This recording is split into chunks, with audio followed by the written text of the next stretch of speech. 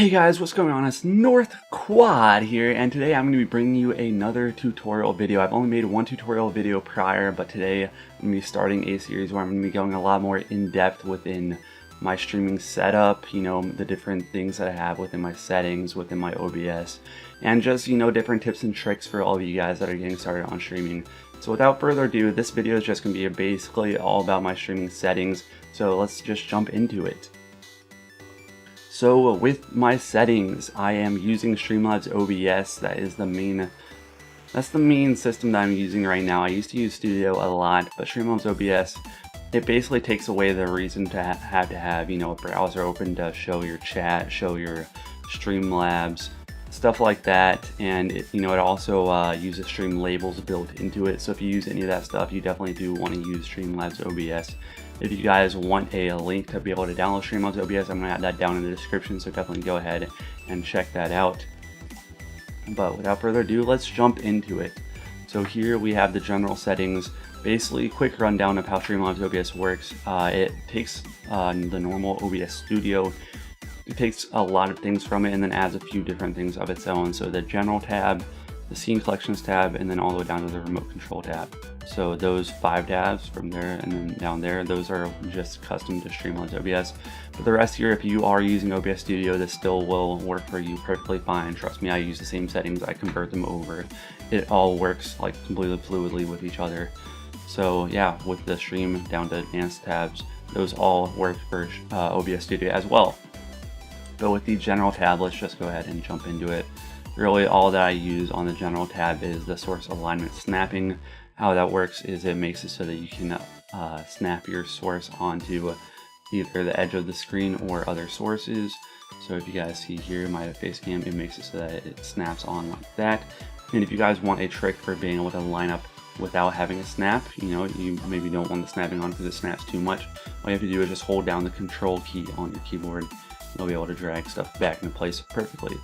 So I use the snapping feature so that I can line stuff up, and if I want to, you know, readjust it from there, I'll just hold down control and go from there. But anyways, without further ado, let's go ahead and go into my stream settings.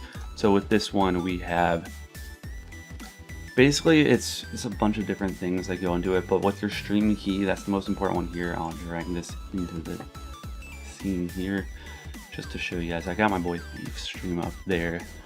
I'll drag that out for a second and drag the wrong tab. Alright, now we've got this over here. We've got my we got the stream key. What you want to do to be able to get here, if you guys are wondering, just click the drop down to dashboard, and then once you're at dashboard, click on channel and it will bring you right over here. You just go ahead and copy your stream key and you're done with that. If you guys want to see any of these settings, store pass broadcast, that, you know, saves all your VODs. Low latency, it makes your stream a little bit lower quality, but it makes it a lot faster, so you're able to interact with chat a lot quicker. I definitely recommend both of those very much. That's, you know, that's a quick rundown of that if you guys wanted to know about that at all as well. But, you know, just copy and then paste the stream key into there.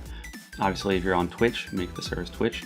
I do not stream on any of the other platforms, but I'm sure that there are, I mean, I know there's stream keys within all of those as well, so just look within those settings, scroll through them. If you have trouble finding it, then try looking up something with those, but I do not personally use them.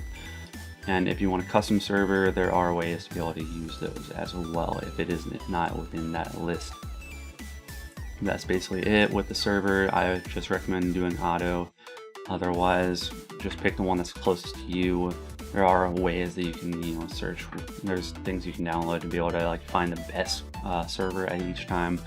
But I think that's not very necessary unless you have like really bad connection. You want to optimize everything like that. So that's really it for that. With the output, I have mine set to advanced. You can do it within simple, but for me personally, I run advanced. Basically how I have my setup is I watched several tutorials on it and then I customized it how I found fitting. So, you know, you might want to do that and then just adjust stuff as you go. But with mine, I do have advanced. I have it with 1-track audio because I only have 1 track going in. So, and that's just, you know, that is from my headphone speakers. Everything that I hear, you guys hear on stream, you know, it's simple enough. And then I have my encoder set to NVENC. That means that it is my GPU encoding. If you guys have a high running CPU, then I definitely recommend having your streaming go with the GPU. And then, if your GPU is running too high, then maybe try switching it over to the software encoding, which is the CPU encoding. So just basically do it based on that.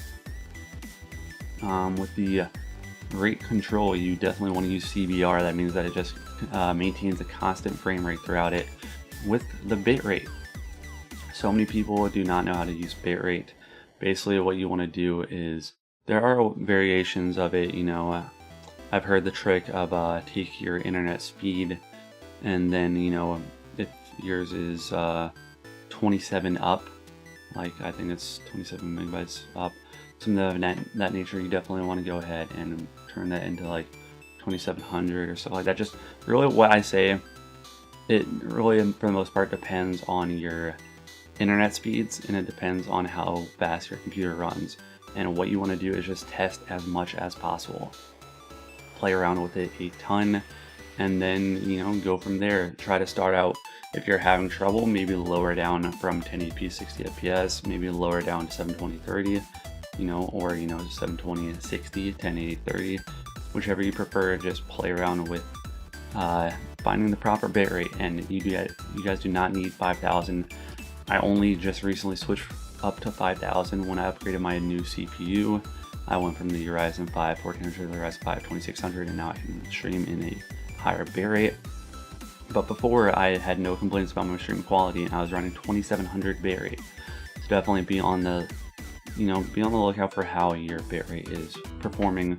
Run tons of test streams. Definitely just play around with that. And with the keyframe interval, it will adjust automatically with how you set your bitrate. So just go ahead and leave it to whatever it says there. It basically just helps leave a buffer for your stream, so that if it like lags behind, it'll be able to pick up the slack for you a little bit.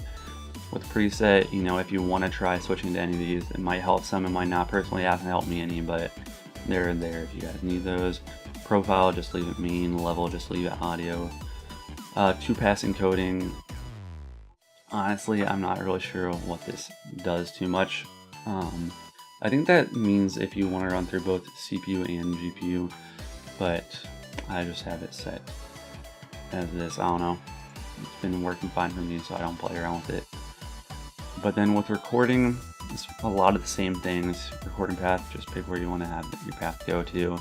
Recording format, MP4. And otherwise, it's the same old. You might, if you stream and record at the same time, you might want to go ahead and make it a different encoder, but for me, I have them both running with the GPU.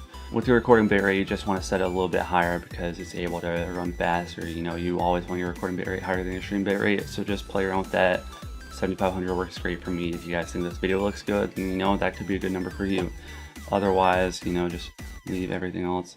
I have my profile set to high because I believe it's because you can have the bitrate run higher, but I just have it set from going through tutorials, stuff like that. So I would recommend that for you guys. I have seen no problems with my recordings. The audio bitrate, you definitely want to go with 160. You want your audio quality to be as good as possible, so definitely I would recommend that. And that's really it for that. I only run through the one track, so the first track's the only one that really even matters to me.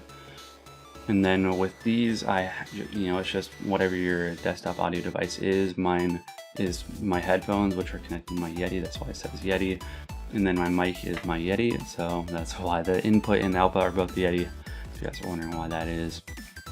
But then with the video, this is a big one that I see a lot of people, kind of be confused about.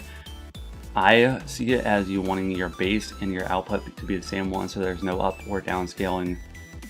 And this way, you're running as efficiently as possible. This is why with my scene collections, you can see I have 1080p there, and I also have a 720p one.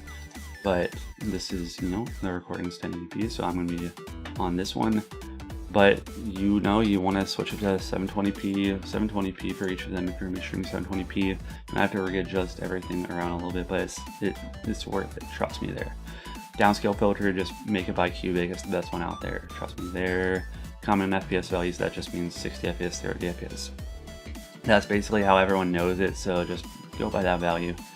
And you know, stream either 60 or 30. You can go lower or in the middle if that's what you please, but I just say it goes 60 or 30. And then with your hotkeys, personally, I do not use any hotkeys anymore. I did have one hotkey set to when I would zoom in my face. That was before I got my Stream Deck, so now I just use it through the Stream Deck. But I had one where it would be like Alt plus caps lock if I wanted to zoom into the face, and I would, you know, just go ahead and switch back.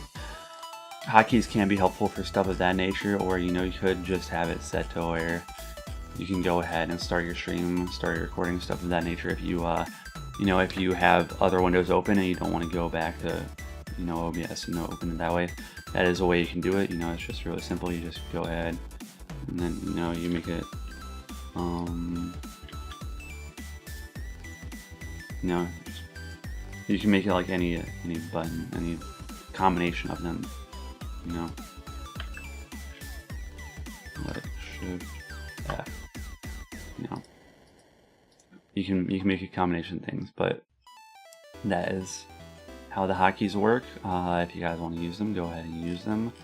It really just depends on how you would have a use for them. Personally, I don't have them, but you might have different uses.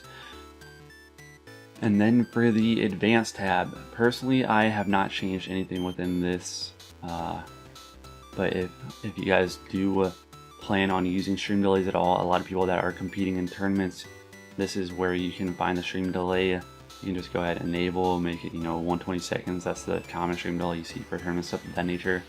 Or if you're getting stream snipe stuff of that nature, you can, you know, add a little bit of delay. There is where you can find it if you want. And then that's it for the OBS studio settings. But then with the Streamlabs OBS settings, we have scene collections. You can import and export files from here. You know, you got the notifications, which is just your Streamlabs notifications. You know, not the it's based on Streamlabs and stuff like that. And then you can go ahead and adjust your it gives you notifications if you have skip frames, drop frames, stuff of that nature. So you can go ahead and adjust that. That's just the defaults. I keep it like that. It works fine for me. And then with the appearance, you can go ahead and adjust your appearance based on how you want it. You know, if you want night mode, you can go ahead and turn it on there. Personally, it's really weird, but I noticed that my computer runs better with day mode on. I don't know why. That's why I'm using day mode, light mode, whatever you want to call it. There's also a button up here right there. But yeah, that's really it. Enable better Twitch TV pranker faces emotes if you guys know what those are. It's like poggers, momcasts, you know, stuff like that. It makes it so that in your Twitch stat that shows up to the side, it shows up in that, showing the actual emote, not just the text. And then with the remote control, you can you know, show your QR code scan down your phone, and you can control your Streamlabs OBS from your phone. I do have a separate video on that, so if you guys want to check that out, definitely go ahead and do that. I'll try to leave a link in the description for that. But yeah, that's really it for that. If you guys want me to do a run through on all of my scenes, my sources, you know, different ways to be able to have a lot of this stuff set up, definitely let me know that, you know, I'm going to be looking through all the comments. I want to hear more ideas of tutorials from you guys.